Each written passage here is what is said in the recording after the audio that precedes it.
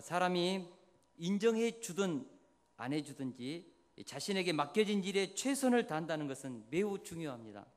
사람이 보든지 안 보든지 마음을 다해서 성실하게 사는 사람은 참으로 훌륭한 사람입니다. 그리스도인이란 누구인가? 불꽃 같은 눈동자로 쏘아보시는 하나님 앞에서 자신의 인생을 살아가는 사람, 바로 그 사람이 그리스도인입니다. 아무도 보는 사람이 없는 곳에서 정직할 수 있고 자신 혼자만 있는 공간에서도 낙과 같이 단정하게 자신의 행동을 조절할 줄 아는 사람, 바로 그 사람이 그리스도인인 것입니다. 그렇습니다. 그리스도인들은 하나님의 불꽃 같은 눈동자 앞에서 합격하는 인생을 사는 사람, 바로 그들이 그리스도인인 것입니다. 요셉은 아무도 없는 빈집에서 보디발 여사가 나와 함께 동침하자 겉옷을 잡고 잡아당겼을 때 그 겉옷을 벗어버리고 뛰쳐나갔습니다. 그러면서 내가 어찌 큰 악을 행하여 하나님께 죄를 지으리까 말하면서 그는 하나님 앞에서, 아무도 보는 사람이 없었지만 하나님 앞에서 그 순간을 이겨냈던 것입니다. 오늘 본문에 나오는 바울 사도가 바로 요셉과 같은 사람입니다. 사도행전 강의를 제가 1장부터 쭉 해나가면서 13장부터는 바울 사도의 실제적인 사역의 이야기들이지 않습니까? 이 바울을 연구하고 깊이 있게 그를 만나면서 드는 생각입니다. 정말 바울은 성실한 사람이었습니다. 1분 1초를 아끼면서 자신의 삶의 현장에서 최선을 다했던 사람, 바로 그 사람이 바울 사도였습니다. 그는 결코 게으름을 피우거나 대충 사역하지 않았습니다. 얼마나 열심히 성실하게 사명을 감당했는지 어떨 때는요, 인간미가 없어요. 정말 바울이 사람인가? 너무 성실하게, 너무 하나님 앞에서 최선을 다해서 빈틈없이 살아가는 바울을 보니까 정말 어쩔 때는 기가 죽고 그렇습니다. 사도 바울, 왜 그가 그렇게 성실하게 최선을 다하면서 사역했을까요? 바울은 하나님 앞에서 했던 것입니다. 하나님의 불꽃 같은 눈동자를 직시하면서 그렇게 그는 산 것입니다. 바울이 했던 고백입니다. 우리 중에 누구든지 자기를 위하여 사는 자가 없고 자기를 위하여 죽는 자도 없도다. 우리가 살아도 주를 위하여 살고 죽어도 주를 위하여 죽나니 그러므로 사나 죽으나 우리가 주의 것이로다. 이것이 바울의 인생의 가치관이요 그의 사상이었던 것입니다. 그는 오직 주님 앞에서, 주님을 위해서, 주님을 향해서 살았다는 것입니다. 오늘 본문에는 그런 바울의 열정적인 삶의 모습이 세 가지로 이렇게 그려져 있습니다. 오늘 말씀이 조금 길 것 같아요. 마음을 미리서 정하고 같이 나누기를 원합니다. 첫째로 바울은 하나님 앞에서 권면하는 자로 살았습니다. 우리 1절에서 2절을 같이 한번 읽어보겠습니다. 시작. 소요가 그쯤에 바울은 제자들을 불러 권한 후에 작별하고 떠나 마게도냐로 가니라. 그 지방으로 다녀가며 여러 말로 제자들에게 권하고 헬라에 이르러 20장 1절에 보면 바울 사도가 에베소에서 그 소요가 그치니까 드로아로 가서 마게도냐로 건너서 이쪽 헬라까지 그렇게 전도 여행을 하고 또 이전에 개척했던 그 교회들을 둘러보는 것을 보게 됩니다. 이때 바울은 에베소에서 헤어질 때 제자들을 불러 권한 후에라고 했고 2절에 보니까 그 지방으로 다녀가며 여러 말로 제자들에게 권하고, 그래서 이 권하다는 말이 반복되는데 이 권하다는 이 말은 헬라어로 파라칼레오입니다. 파라칼레오, 곁에서 높고 얘기하다는 뜻입니다. 다시 말해서 권면하다, 위로하다, 격려하다는 뜻을 내포하고 있습니다. NIV 영어 성경에서는 이 권하다는 말을요 encouraging이라고 번역했고 2절에는 encouragement, 그러니까 용기를 북돋우다, 격려하다, 그런 의미입니다. 그러니까 바울의 사역의 특징은 사람들에게 용기를 북돋아주고 격려하고 세우고 살리고 지지하고, 이것이 바울의 사역의 핵심이었습니다. 바울 사도는 어디를 가든지 인생 문제로 지치고 피곤한 영혼들을 위해서 권면했습니다. 죄로 인해서 넘어지고 깨진 심령들을 말씀으로 용기를 북돋아주고 격려하고 살려냈다는 것입니다. 사실 바울도 피곤하고 지칠 때가 많았습니다. 여러분, 바울 사도의 인생을 가만히 한번 돌아보세요. 얼마나 환난과 핍박과 동족의 위험과 강도의 위험과 줄이고 헐벗고 굶주리고 상처받고, 정말 바울의 인생이요 너무너무 피곤했습니다. 때로는 사도 바울의 마음을 갈기갈기 찢어놓는 비방하는 말들도 있었습니다. 말이 시원치 않다, 생긴 것이 볼품이 없다. 바울의 그려놓은 그 사진, 그림을 보면 이쪽 대머리입니다. 머리가 이렇게 없거든요. 진짜 볼품 없어요. 말도 시원치 않고, 또 바울의 그 모습 중에 하나는 어떻게 보면은 이렇게 간질병도 있었고 눈병도 있었어요. 그래서 정말 편지를, 우리가 성경을 놓고 보면 굉장히 말에 힘이 있고 권위가 있고 카리스마가 있는데, 실제적으로 딱 대면해 보면 영 아니에요. 그래서 바울을 향해서 비방하는 말도 많이 있었습니다. 심지어는 12 제자들은 예수님이 직접 사도로 임명했는데 바울은 임명받은 적이 없지 않습니까?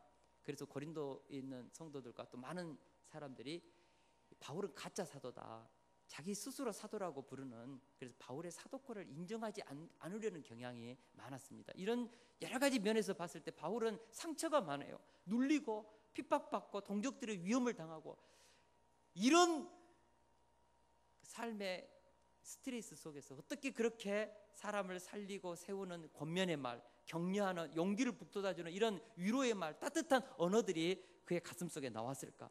여러분, 상처가 많으면 가슴 속에서, 언어 속에서 독이 나오지 않습니까? 상처를 많이 받으면 얼굴이요 힘들어요. 그래서 너무 어렵고 힘든 인생을 사는 사람의 얼굴을 보면 얼굴 속에 나 힘듦, 건들지 말 것이라고 쓰여져 있지 않습니까? 근데 바울의 가슴에는 항상 따뜻한 말, 격려의 말, 위로의 말. 바울과 만나면 사람이 살아나요. 회복돼요. 놀랍지요. 여러분, 설교자의 언어가요 항상 생명의 언어, 희망의 언어, 사람을 살리는 그런 언어가 돼야 합니다. 오늘 또 이 예배를 통하여서 한 주 동안 세상을 살면서 지치고 피곤한 심령이 살아나야 합니다. 죄로 인해서 무너지고 깨진 심령이 회복되고 벌떡벌떡 일어나서 춤추고, 그런 일들이 오늘 이 예배를 통하여 일어날 수 있기를 원합니다. 어떤 분들은 내 양을 치라고 하니까 진짜 양을 쳐버리는 사람이 많습니다. 근데 정말 우리가 양을 이렇게 권면하고 세우고 위로하고, 이것이 이제 목회자의 사역이고 또 우리 그리스도인들의 삶이지 않습니까? 여러분, 우리가 만나는 사람들을 여러분 살려내고 있습니까? 나하고 10분 동안만 얘기하면 얼굴이 환해져 가지고 그렇게 갑니까? 나하고 같이 이렇게 교제하다가, 조금만 교제하다가 막 위로를 얻어가지고 고맙다고, 힘을 얻었다고, 내 얼굴만 봐도 그렇게 그냥 우울증 있던 사람들 얼굴이 환해지는, 여러분 그런 얼굴로 살고 계십니까? 바울이 그랬다는 것입니다. 바울의 가슴이 따뜻했어요. 바울의 언어가 생명이 넘쳤어요. 바울의 얼굴만 봐도 위로가 되는 얼굴이었습니다. 권면하는 사역자, 이게 바울의 인생이었습니다. 예수님의 얼굴도 그랬죠. 우리 예수님이 뭐라고 했습니까? 듣는 자는 살아나리라. 예수님의 말만 들으면 죽은 자들이 살아나고 지친 자들이 다시 힘을 얻고 생기를 얻는 일들이 일어났다고요. 오늘 이 예배가 무슨 예배입니까? 생기를 얻는 예배, 회복되는 예배, 죄가 사해지고 하나님의 능력이 우리의 심령을 만지는 예배, 그런 기적의 예배가 되기를 원합니다.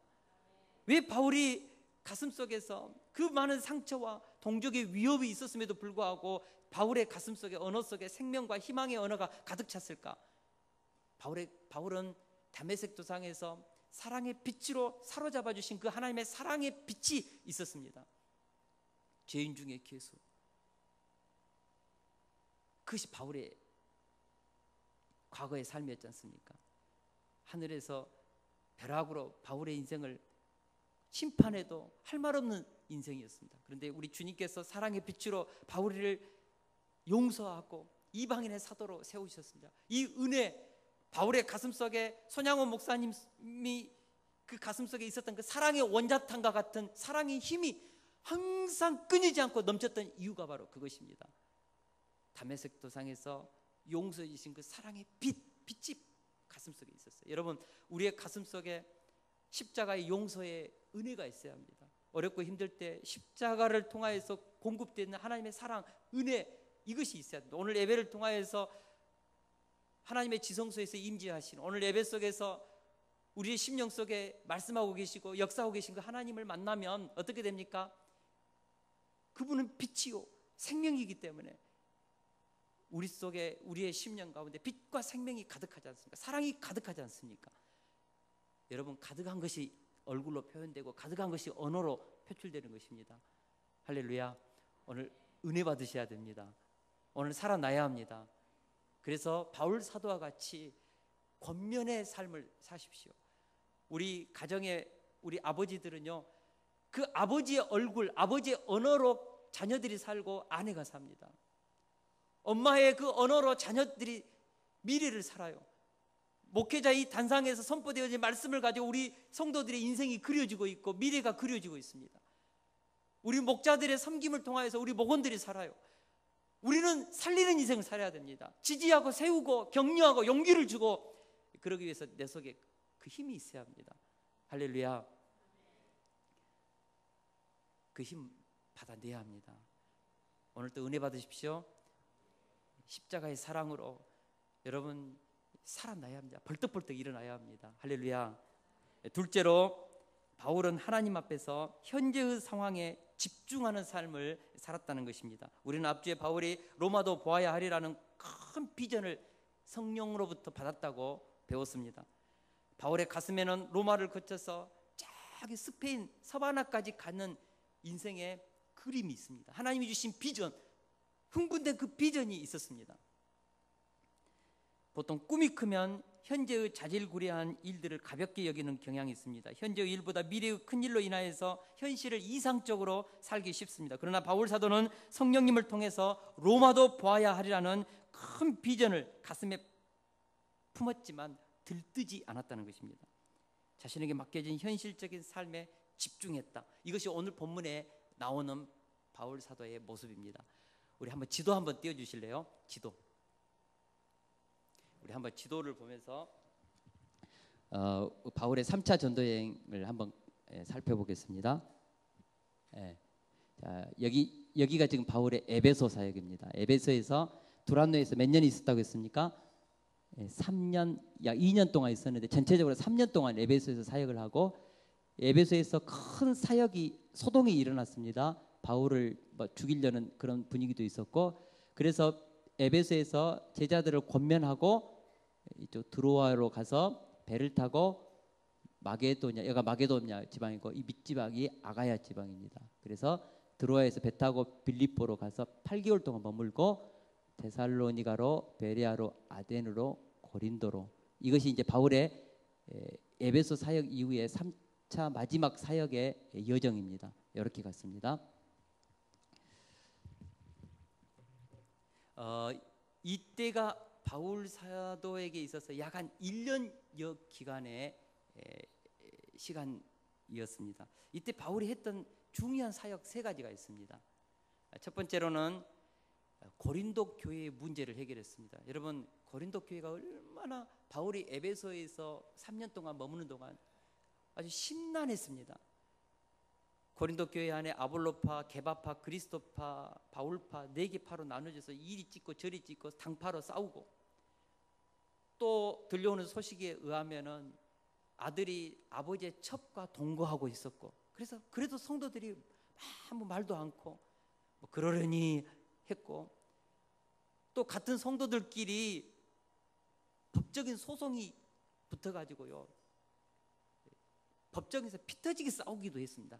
여러분, 같은 세속교회, 예를 들어서 우리 저기 그저 뭡니까, 우리 서재윤 집사님하고 예를 들어서 우리 최정주 집사님하고 둘이 그냥 어떤 사고나 자동차 서로 부딪혀가지고 해결 안 되니까 막 법정에 가서 서로 고소하고 막 생각 한번 해보세요. 고린도 교회가 그랬다고요. 절대 그러지 않습니다만 이제 혹시 그죠? 또 은사 문제로 시끄러웠습니다. 막 예배 중에 제가 설교하고 있으면 저기서 방언하고 막 그랬었습니다. 뿐만 아니고 죽은 자들의 부활이 없다고 막 외치는 사람도 있었거든요. 말 그대로 고린도가 굉장히 교회가 시끄러웠습니다. 이때 에베소에서 바울이 고린도 전서를 써가지고 편지를 보냈습니다. 그런데 이 1차 고린도 전서 이 1차 편지를 받고 고린도 교회에서 어떤 일이 있었냐 그러면 바울은 사도로서 자격이 없다. 예수님이 임명하지도 않았는데 무슨 사도냐, 가짜지. 바울을 사도권을 인정하지 않아서 그 편지에 쓰여져 있는 바울의 권면을 듣지 않는 사람들이 있었습니다. 이것을 바울이 듣고요 너무 힘들었습니다. 그래서 두 번째 편지를 썼습니다. 이것이 바로 지금은 전해져 오지 않지만 눈물의 편지입니다. 바울이 고린도 교회 성도들에게 눈물로 편지를 쓰면서 그들을 책망하면서 권고하고 너희들이 하나님 앞에서 올바로 서라고 무섭게 책망하면서 눈물의 편지를 보냈습니다. 디도편으로 보냈거든요. 근데 이 지도 한번 띄워주세요. 지도 한번 띄워주세요. 항상 띄워주세요, 지도를. 그래서 바울 사도가 에베소에서 1차 편지를 보내고 2차 편지를 보내놓고 디도하고 드로아에서 만나기로 했습니다. 그런데 바울이 드로아에서 도착했는데 디도가 오지 않았습니다. 사실 이때 드로아에서 복음의 문이 열렸었습니다. 다른 서신서를 보면은 막 복음의 문이 열렸음에도 불구하고 바울이 드로아에서 복음 전할 경황이 없이 마게도냐로 건너갑니다. 왜냐 그러면은 고린도 문제가 너무 바울의 마음을 짓눌렀기 때문에. 그래서 빌립보에서 디도가 두 번째 눈물의 편지의 결과물을 가지고 와서 여기 빌립보에서 디도를 만납니다. 우리가 고린도 후서 8장에 보면 바울이 디도로부터 소식을 듣고 너무 기뻤어요. 왜냐 그러면 그 눈물의 편지를 받고 고린도 성도들이 회개를 했거든요. 그리고 바울을 정식적으로 사도로 이렇게 영접하고, 그렇게 바울을 비방했던 자들이 목소리가 사라지고 고린도 교회가 다시 질서가 회복되어졌어요. 그래서 고린도 후서를 한번 읽어보세요. 그 소식을 듣고 너무 기뻐가지고 쓴 서신서가 고린도 후서입니다. 그래서 고린도 후서는 위로받았다 그러면서 자기의 개인적인 얘기를 막 나눕니다. 너무너무 기뻤어요. 그래서 바울은 이 어간에 고린도 교회 문제를 편지로 해결합니다. 그리고 나서 계속해서 지금 보면은 빌립보에서 8개월 동안 머물다가 데살로니가로 헬라 도시를 거쳐서 다시 고린도로 가가지고 3개월 동안 가이오 집에서 융숭한 대접을 받으면서 그때 썼던 서신서가 로마서입니다. 여러분, 로마서는요 기독교의 뼈대를 세웠다고 하는, 어떻게 보면 우리 기독교 역사상 가장, 성경에서도 가장 중요한 책 중에 하나지 않습니까? 이것을 바로 그때 썼습니다. 제가 사무엘상하 강해 설교한 것을 지금 책으로 내려고 지금 이렇게 지금 작업을 하고 있거든요. 근데 책을 한 권 써낸다는 것이요 얼마나 힘든지 모릅니다. 근데 바울은 그 짧은 어간에 그 엄청난 책, 고린도 전서, 후서, 중간에 눈물의 편지, 로마서를 써냈습니다. 대단하지 않습니까? 대단한 것입니다. 그것은 여러분, 글을 쓴다는 것은 집중력을 가지면 못습니다. 저도 보통 원고를 한 7페이지 정도, 6페이지에서 7페이지 정도 쓰는데요. 집중하지 않으면요 막 말도 연결 안 되고 전후 문맥도 안 되고 논리도 안 서고, 집중력 있게 한 편의 설교를 하려면 보통 최소한 한 8시간은 막 이 글을 만들거든요. 8시간 동안 7페이지 글을 만들어내요. 근데 정말 힘든 작업입니다. 힘든 작업이에요. 바울은 그 일을 했습니다. 그리고 또 이때 했던 일이 있습니다. 바로 보시면 이 빌립보에서 8개월 머무는 동안 이 마게도냐, 로마서 15장 8절 9절에 보면은 빌립보에서 마게도냐 이 전 지방의 일루리곤까지 복음을 편만히 증거했습니다. 바울 사도는 어떤 면에서 보면 에베소 사역이 끝나고 나서 마게도냐로 건너가지고 또다시 전도 사역을 온 힘을 다해서 했다는 것이죠. 그래서 로마서 15장에 보면은 이제는 더 이상 일할 곳이 없다고 했습니다. 2차 전도여행 때는 주로 도시로만 갔는데 3차 때는 그쪽으로 건너가서 일루리곤 지방까지 이렇게 복음을 편만히 증거했습니다. 그리고 마지막 세 번째로 바울이 3차 이 기간 마지막 기간에 했던 일 중에 하나가 그 당시 예루살렘에 큰 기근이 있었습니다. 그래서 예루살렘 교회가 굉장히 힘들었습니다. 그래서 그 당시에 있는 마게도냐와 소아시아와 마게도냐와 이 아가야에 있는 각 도시들에서 구제 헌금을 거뒀습니다. 그 액수가요 엄청났습니다. 그래서 우리 4절에서 5절을 같이 한번 볼까요? 4절에서 5절입니다. 시작. 함께 가는 자는 베레아 사람 브로의 아들 소바도와 데살로니가 사람 아리스다고와 세군도와 더베 사람 가이오와 및 디모데와 아시아 사람 두기고와 드로비모라. 그들은 먼저 가서 드로아에서 우리를 기다리더라. 여러분, 이 사람의 명단들이 뭘 것 같아요? 각 소아시아 지방의 대표, 마게도냐 지방의 대표, 헬라 지역 아가야 지방의 각 교회 대표들입니다. 각 교회에서 구제 헌금을 거둬들여가지고 이 돈이 엄청나니까 오늘날로 보면 몇십억 단위였던 것 같아요. 굉장히 큰 돈이었습니다. 그래서 각 지역 교회의 대표들이 그 구제 헌금을 가지고 예루살렘 교회에 가가지고 이것을 전달해주기 위해서 같이 지금 동행하는 것입니다. 그러니까 바울은 에베소 사역을 마치고 이 1년 어간에 고린도 전서 후서 로마서 편지를 쓰고 일루리곤까지 편만하게 복음을 증거하고 각 교회마다 돌아다니면서 구제 헌금을 하면서 예루살렘 교회와 이방 교회를 하나로 묶는 일을 또 했다는 것입니다. 생각해 보세요. 바울도 힘들어요. 오늘 이 3절입니까? 보면은 바울을 죽이려고 배에서 죽이려고 살해 음모가 있었지 않습니까? 생명의 위협을 받고 있습니다. 쫓겨다니고 있어요. 그러면서도 이런 일들을 해냈다는 것, 로마서를 써내고 복음을 전하고 그에게 주어진 그런 일들을 했다는 것, 저는 이것을 생각하니까요 참, 야, 바울이 도대체 이 사람이 누구냐, 어떻게 이렇게 할 수 있었는가.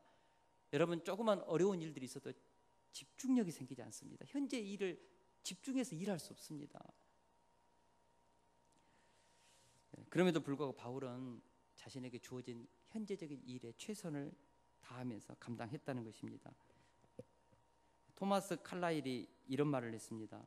우리가 중점적으로 할 일은 저 멀리 어렴풋하게 놓여 있는 것을 보는 것이 아니라 아주 가까이에 확실하게 놓여 있는 것을 실천하는 것이다. 그렇습니다. 우리에게 가장 가까이 있는 사역에 집중하는 사람이 크고 아름다운 일들을 해낼 수 있는 것입니다. 멀리 있는 비전은 나에게 주어진 현재 일에 최선을 다할 때 조금씩 가까이 다가오는 것입니다. 많은 사람들이 위대한 일이라는 것은 저 멀리에 있다고 생각합니다. 크고 엄청난 일은 먼 미래에 있다고 생각합니다. 그리고 대부분 사람들은 현재 나에게 주어진 일들은 사소한 일이라고 생각합니다. 그래서 현재 나에게 주어진 일들에 대해서 최선을 다하지 않으려는 경향이 사람들에게는 있습니다. 그러나 오늘 본문에 나오는 사도 바울의 삶의 태도를 보니까 그에게는 로마도 보아야 하리라는 큰 비전이 있었지만 현재 그에게 주어지는 상황과 형편 앞에서 최선을 다해서 1분 1초를 아끼면서 현장의 그 사역에 집중하는 바울을 보게 되는 것입니다. 저는 여기에 도전을 받습니다. 감동을 받습니다. 한국 최초의 개신교 선교사 하면 떠오르는 사람이 누구입니까? 언더우드 아펜젤러. 사실 한국 최초의 선교사는 호레이스 알렌이라는 사람입니다. 1884년 9월 20일 날 제물포에 와서 22일 날 서울로 들어갔습니다. 사실 이 알렌이라는 사람은 중국 선교사로서 1883년에 중국에서 선교를 하다가 1년 동안 하다가 실패했습니다. 왜 그랬는가? 이 알렌이라는 사람은 신경질적이고 성격이 매우 까칠하고 틈만 나면 일이 들이받고, 그래서 동료들로부터 왕따 당하고 좀 성격 장애, 인격 장애가 있었습니다. 그러니까 알렌이 들어가면은 그 공동체가 깨져요. 굉장히 힘든 사람입니다. 그래서 중국 선교를 실패하고 선교를 포기할까 하다가 어떤 사람이 조선으로 가봐라. 조선에는 그 당시 서양 의사가 한 사람도 없었습니다. 그래서 어떤 자신의 인생을 만회해보고자 하는 또 하나의 성광을 가지고 조선 땅을 가려고 본부로 전보를 보냈는데 마침 본부에서 연락이 왔습니다. 가라고. 사실 허락 안 떨어져도 갈 참이었습니다. 그래서 1883년 9월 20일 날 조선으로 왔습니다. 그랬는데요, 1883년 12월 4일 날 우리나라에 역사적인 하나 사건이 일어납니다. 그게 뭔지 아십니까? 갑신정변이 일어납니다. 우리가 잘 아는 김옥균, 누구죠? 서재필, 이쪽 그룹들이 그 당시 보수파를 제거하는. 근데 이때 그 당시 그 민영이 조선의 제 실세 2위였습니다. 민영익이 20군데 이상을 칼로 찔려서 난자를 당했습니다. 죽는 줄 알았는데 알렌이 그날 밤에 살려냈습니다. 서양 그 의료 기술로. 사실 알렌이 의사 실력이 썩 있지는 않았거든요. 근데 그날 밤에 하나님의 은혜로 민영익을 살려냈어요. 이것이 이제 알렌의 인생을 180도 바꿨습니다. 왕실에서 알렌을 막 떠받들고 어이가 되고 고종 황제를 이렇게 만날 수 있는 특권이 주어지고 모든 권력자들이 알렌을 우러러보고 신기에 가까운 의료 실력을 가졌다 해가지고 관료들이 막 그냥 알렌 했습니다. 그렇게 해서 알렌이 떴습니다. 인력 스타가 됐습니다. 그리고 언더우드가 1885년 4월 5일 날 제물포항에 도착했지 않습니까? 그래서 알렌이 광해원을 이게 최초의 근대 병원을 만들어 가지고 언더우드, 아펜젤러, 그 이후에 오는 모든 그 해론 이후에 선교사님들 다 그 언더우드의 그 보호 아래에서 한국 개신교 선교가 시작되었습니다. 이런 부분에서 보면 언더우드는 한국 개신교 역사에서 굉장히 위대한 일을 한 것입니다. 근데 실제적으로 보면 성격도 까칠하고 인격 장애도 있고 사람만 가면 나중에는 언더우드가 하도 알렌이 힘드니까 언더우드가요 선교사 사표를 냈거든요. 나 못 해먹겠다고. 또 누구죠? 헤론 같은 경우에는 알렌과의 그 깊이 있는 그 다툼 속에서 화해하지 못하고 죽었습니다. 이런 것 보면 알렌이 굉장히 까칠한 사람이고 인격장애가 있습니다. 그럼에도 불구하고 알렌은 쓰임 받았습니다. 굉장히 중요한 일에 쓰임 받았습니다. 왜 그랬을까요? 교회사 역사학자들은요 이 알렌에 대해서 세 단어로 표현했습니다. Right time, right place, right person. 이게 무슨 말인지 아십니까? Right time, 가장 적절한 시간, 가장 적절한 장소에서 가장 적절한 사람, 그 사람이 알렌이었다는 것이에요. 언제요? 12월 4일 갑신정변이 일어났던 그 장소에 서양 의사로서 오직 알렌 한 사람만 있었어요. 비록 인격 장애를 가지고 그의 가운데는 하나님보다는 개인의 야심을 가지고 왔다 할지라도 하나님은 그 선교사라는 그 직분을 가진 알렌을 사용했다는 것입니다. 그래서 알렌은 한국 개신교 역사에 있어서 위대한 일을 했고 한국 외교사에 있어서 알렌이라는 이름을 빼고는 근대 외교사에 서술할 수 없을 정도로 중요한 인생을 살았습니다. 여러분, 아무리 훌륭한 실력과 훌륭한 인격을 가지고 있고 아무리 훌륭한 선견지명과 통찰력을 겸비하고 있으며 비범한 리더십을 가졌다 할지라도 하나님이 원하시는 장소에 있지 않으면 쓸 수 없습니다. 하나님이 원하시는 그 시간에 그 사람이 순종하지 않으면 쓸 수 없습니다. 많은 사람들이 나는 준비되어서 쓰임받겠다, 나는 정말 하나님 앞에서 열심히 성경 공부해가지고 쓰임받겠다, 나는 성격이 까칠하고 인격적인 장애가 있으니까 나는 하나님 못 쓴다, 실력 없으니까 나는 쓰임 못 받는다. No! 하나님이 부르시는 그 자리, 하나님이 원하시는 그곳에 비록 실력도 없고 능력도 없지만 순종해가지고 그 자리에 있으면 하나님이 쓰셔요. 하나님이 쓰셔요. 먼 미래에 우리가 실력 준비해가지고 쓰임 받으려고 하지 마시고요. 현재 내가 일하는 그 자리, 내 가정, 내 직장, 내가 키우는 그 아이들, 오늘 언어, 이번 한 주 동안 그 삶의 현장에서 최선을 다하는 것입니다. 집중하는 것입니다. 그것이 하나님의 뜻을 이루는 아름답고 축복된 인생을 사는 길인 것입니다. 여러분, 하나님이 원하시는 그 자리에서 내가 가는 것이 중요하지, 실력 있다고 실력 준비해서 간다고 그것은 하나님의 역사를 모르는 것이죠. 사랑하는 동역자 여러분, 제가 오늘 이 자리에서 설교할 때 하나님은 저에게 주시는 이 시간이거든요. 제 설교권이거든요. 이 시간에는 조영기 목사님도 이 자리에 올 수 없고요, 이동원 목사님도 올 수 없고요, 옥하는 목사님도 이 자리에 올 수 없고요. 하나님은 이 자리에 저를 불러서 세웠습니다. 아무도 대신할 수 없습니다. 이 자리는 하나님이 저에게 주신 시간입니다. 부족하지만, 그래서 하나님이 주신 이 단에서 최선을 다하는 것입니다. 최선을 다하는 것입니다. 오늘 또 이 자리에 앉아있는 우리 동역자들도 이 자리에서, 그리고 오늘 만나는 사람들에게 최선을 다하는 것입니다. 그럴 때 하나님은 그 사람의 인생을 거기서부터 쓰시는 것입니다. 로마도 보아야 하리라는 먼 큰 비전도 있지만 진짜 중요한 것은 이 자리입니다. 이곳입니다. 이 시간입니다. 이 시간은 나만이 감당할 수 있는 만남이고 나만이 할 수 있는 사역들입니다. 할렐루야. 마지막으로 바울은 하나님 앞에서 종말론적인 삶을 살았다는 것입니다. 다시 한번 지도 한번 주시겠습니까? 지도 한번 주십시오.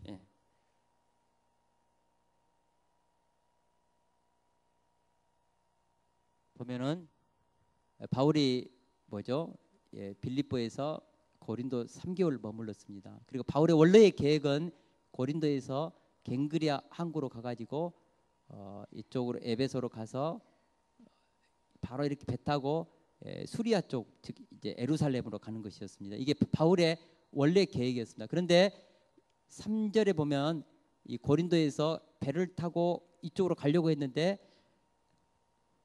바울을 살해하려는 그 정보가 바울에게 입수되었습니다. 그래서 바울이 이쪽으로 못 가고 다시 왔던 길로 육로로 돌아가서 네아폴리아에서 드로아로 5일 동안 배를 타고 이쪽 드로아로 갔습니다.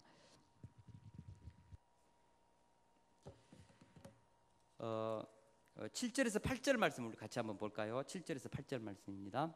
우리 같이 한번 보겠습니다. 시작. 그 주간 첫날에 우리가 떡을 때려하여 모였더니 바울이 이튿날 떠나고자 하여 그들에게 강론할세 말을 밤중까지 계속하며. 아멘. 바울 사도의 일행은 내일이면 이제 드로아를 떠나서 밀레도로 이제 갈 것입니다. 두 번 다시 올 수 없다는 것을 바울이 알아요. 바울의 마음이 긴박했습니다. 바울은 이미 로마를 경유해서 스페인 섬 하나까지 선교 여행을 떠나고자 하는 계획이 있습니다. 오늘 밤 드로아의 성도들과의 마지막 만남이요, 이 예배가 그들과의 마지막 예배라고 생각하니까 바울의 가슴이 뜨거운 거예요. 그래서 사실 뭡니까? 7절에 보니까 떡을 때려 이것은 성찬식을 하고 그냥 교제하고 헤어지려고 했어요. 여러분, 성찬식 하기 전에 설교가 길면 무지 힘듭니다. 그죠? 성찬식 앞두고 설교는 짧지 않습니까? 근데 바울이요, 성찬식을 앞두고 설교를 하다가 30분 하다가 1시간이 되고 2시간이 되고 3시간이 되고 4시간이 되고 길어졌어요. 그래서 밤중까지 계속됐습니다. 이러다가 한 사건이 일어납니다. 바로 그 3층 다락방에 모였던 사람들이, 그 당시에는 전구불도 아니고 다 횃불을 켰으니까 산소도 부족하고 여러 사람 있으니까 뜨겁고, 그래서 창 쪽으로 아마 이렇게 쭉 가다가 졸다가 유두고라는 이 청년이 아마 낮에 일을 되게 했던 것 같아요. 그래가지고 졸다가 떨어져서 3층에서 떨어졌으니까 약 한 6, 7m에서 떨어졌으니까 그대로 오늘 누가에 의하면은 죽었다고 했습니다. 죽었습니다. 그렇게 은혜롭게 막 저녁 집회를 하고 있다가 창가에서 유두고가 떨어져 가지고 비명을 지르면서 퍽 하는 소리가 나더니 죽었어요. 여러분, 그 분위기가 어떻게 했겠습니까? 소리를 지르고 비명을 지르고 유두고가 죽었다고 그러면서 바울 사도 뭐냐고, 지금 좀 짧게 좀 하지 막 이러면서 원망하고 불평하고 막 그런 소리가 막 떠들썩하고 막 있었을 거예요. 이때 바울 사도가요, 이제 내 인생 꼬였다 그러지 않았습니다. 조용하라. 바울 사도는 조용하라. 그리고 유두고를 끌어안고 기도했습니다. 다시 생명이 돌아왔습니다. 유두고가 살아났습니다. 참, 저는 바울이 정말 인간인가 그런 생각이 듭니다. 어떻게 그 상황에서도 막 사람이 이렇게 뭡니까, 혼미해지지 않고 막 불평하고 원망하고 바울 사도 때문에 유두고 죽었다고 막 그런 소리 들렸음에도 불구하고 전혀 흐트러짐 없이 유두고를 끌어안고 살려내고, 더 중요한 것은 그리고 나서 이제 성찬식을 하고 또 뭐 했습니까? 뭐 했습니까? 제 2부 부흥회를 또 했습니다. 언제까지요? 날이 새기까지. 저는 이걸 보면서 참 굉장히 큰 도전을 받았습니다. 어떻게 참 이렇게 할 수 있었을까? 이게 종말론적인 시간관, 종말론적인 인생관을 가진 사람들의, 저는 그런 긴박한 삶의 모습이라고 봅니다. 오늘 드로아를 떠나면 두 번 다시 볼 수 없다는 이 종말론적인 시간관, 이 가치관을 가지니까 오늘 이 밤에 사력을 다해서 집중하는 거예요. 오늘 이 예배, 2015년 7월 5일 이 예배는 인류 역사상 한 번밖에 없는 예배입니다. 오늘 지나가면 이 예배는 돌아오지 않습니다. 새로운 예배가 또 오겠지요. 한 번밖에 없는 이 예배에 뭘 걸어야 합니까? 사력을 다해야죠. 종말론적인 시간이니까. 이 시간 지나고 오늘 이후에 무슨 일이 일어날지 모릅니다. 우리 최선희 사모가 한 4, 5주 전에 우리 오늘 윤구성 집사님 부부가 못 나왔는데, 우리 윤구성 집사님 아버님 별세하셨어요. 앞주에 금요일에. 그 소식을 듣고 너무너무 아파하더라고요. 그랬더니 왜 그러냐고 그랬더니, 그때 그 화순에 있는 근성 집사님 집에 가면서, 그때 그 매실따로 가면서 아직 예수님을 영접하고 있지 않으니까 복음딱지를 가가지고 복음을 전하고 싶었던 것 같아요. 그런 감동이 왔던 것 같아요. 근데 급히 간다고 복음딱지를 챙기지 않고 가서 그냥 잃어버리고 복음도 못 전하고 왔어요. 근데 4주 후에 이런 일을 당하니까 그때 복음 전하지 못했던 것에 대한 가슴 아픔이 있더라고요. 이렇게 지나갔죠. 이제 4주 전에 화순에서 우리 윤구선 집사님 아버님을 만났던 그 시간은 종말론적인 시간이었습니다. 인생에 있어서 마지막 만남이었죠.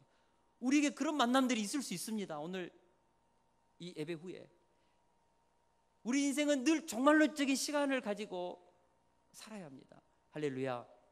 그래서 우리가 오늘 우리에게 만나는 사람들, 오늘 이번 주에 만나는, 대면하는, 교제하는 사람들에게 우리는 어떻게 해야 됩니까? 최선을 다해야 합니다. 마지막 만날 것 같은 마음으로 그런 자세를 가지고 한 사람 한 사람 존중히 여기면서 예수 그리스도 안에서 생명을 전하고 힘을 다해서 영혼들을 섬기고 살리는 인생을 우리가 살아내야 한다는 것입니다.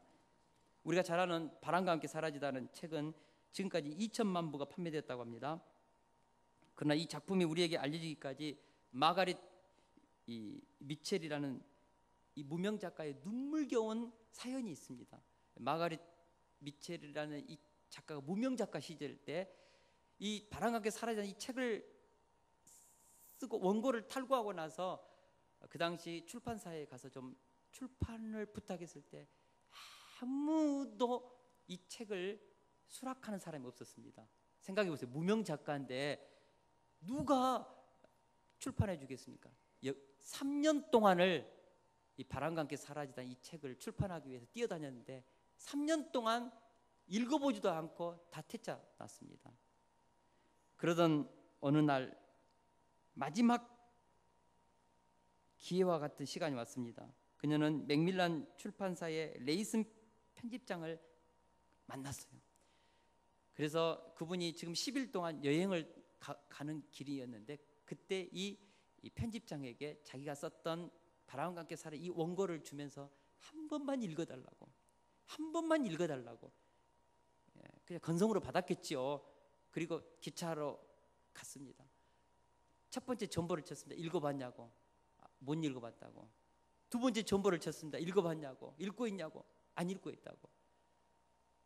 상처받잖아요. 또 세 번째 전보를 쳤습니다. 읽어봤냐고. 안 읽고 있다고. 세 번째 전보를 받으면서 이 편집장이요, 감동이 왔습니다. 그래서 마가렛 미첼이 줬던 이 바람과 함께 살아 이 원고를 읽기 시작했습니다. 근데요, 남북 전쟁을 배경으로 썼는데 얼마나 생생하고 사실적으로 썼는지 한번 꺼내 읽다가요, 도착하는 언제 도착했는지 모를 정도 이 소설에 깊이 있게 빠졌습니다. 그렇게 해서 마침내 1936년 바람과 함께 사라지다는 책이 세상에 출판되었습니다. 대박을 터뜨렸습니다. 엄청난 그런 말 그대로 그런 대박을 터뜨린 것이죠. 우리는 여기서 마가렛 미첼의 눈물겨운 노력과 기회를 붙잡고자 하는 그녀의 끝없는 도전 정신을 보게 됩니다. 3년 동안 포기하지 않고 기회를 찾아 나선 그녀의 간청하는 자세를 보게 됩니다. 여러분, 기회는 오는 것이 아니라 만드는 것입니다. 기회는 기다리는 것이 아니라 찾아가는 것입니다. 기회는 로또 복권처럼 당첨되는 것이 아니라 눈물과 기도와 헌신적인 노력으로 만들어가는 것입니다. 우리가 만나는 이 종말론적인 삶의 만남 속에서 기회를 붙잡는 그 간절함이 기회를 오게 하는 것이지, 어느 날 감나무 밑에서 입 벌리고 그 입에 떨어지기까지 기다리는 것이 기회가 아닌 것입니다. 여러분, 기회는 만드십시오. 기회는 붙잡으십시오. 종말론적인 시간을 가지고 이 시간 아니면 나는 어쩔 수 없다. 체면 던지세요. 사람들이 비난하는 것, 그런 것에 개의치 마세요. 오늘 한번 마지막 기회인데, 인생에서 마지막 기회인데 어떻게 그렇게 생각한다면 도전하지 않겠습니까? 여러분, 모든 기회는 변장되어서 찾아옵니다. 그것은 수고롭게 보이고 위험스럽게 보이고 위기에 가시가 있어 보이기 때문에 사람들은 그 기회를 놓아버리는 것입니다. 그래서 귀찮아서 도전하지 않는 것입니다. 그러나 그 기회가 내 인생에 있어서 어떤 일을 펼쳐내야 되는 그런 어떤 중대한 것이라고 내가 깨닫는다면, 늘 그것을 직시한다면 우리는 그 기회를 붙잡아야 합니다. 제가 일부 예배를 섬기면서도 참 마음이 어려웠던 것 중에 하나가, 그 작은 시간 안에 하나님이 이루실 어마어마한 일들이 있는데 막 그런 마음이 이제 있어요. 오늘 또 이 예배 시간에도 하나님이 엄청난 일들을 하실 수 있습니다. 믿습니다. 저는 이 기회의 시간입니다. 누가 오늘 이 자리에 이 시간을 내고 앉아 있겠냐고요. 하나님이 주신 이 시간은 어마어마한 은혜의 시간, 기회의 시간이죠. 이 시간을 붙잡아야죠, 목회자는. 여러분들도 오늘 만나는 사람들과의 교제 속에서, 우리 목자들 오늘 이 목장 모임 속에서 그 목장 모임을 붙잡으십시오. 살려내십시오. 작은 시간이지만, 작은 만남이지만 또 올 것이라고 생각하지 말고 종말론적인 시간을 가지고 살려내야 합니다. 할렐루야. 바울은 그렇게 삶으로써 그의 인생 가운데 위대한 축복된 기적의 인생을 살아낸 것입니다. 그리고 그런 시간들이 연결되어서 로마도 버리라는 비전이 성취된 것입니다. 할렐루야. 우리 찬양하고 우리 같이 기도하는 시간 갖겠습니다.